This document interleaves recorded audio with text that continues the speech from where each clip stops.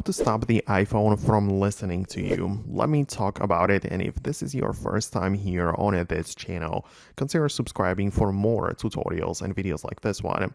So your iPhone can use microphone for different purposes and different reasons, and even through various different apps, but you can control it all inside of these settings when you go to the privacy and security, like so, and there is going to be the camera, Bluetooth, all of that, and also microphone indicated by the orange icon right there.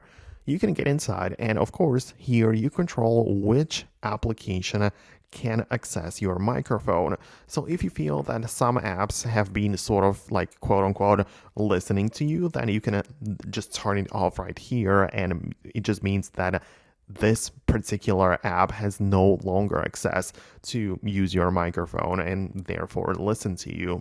So this is what you could do, but the most important part is to always pay attention to your features here, because whenever you start using the microphone, like for example when I get inside of my voice memos and start recording, then you can see in at the top portion of the display inside of the dynamic island we have a little orange dot, and this is exactly what's indicating, right, that the microphone is currently being used.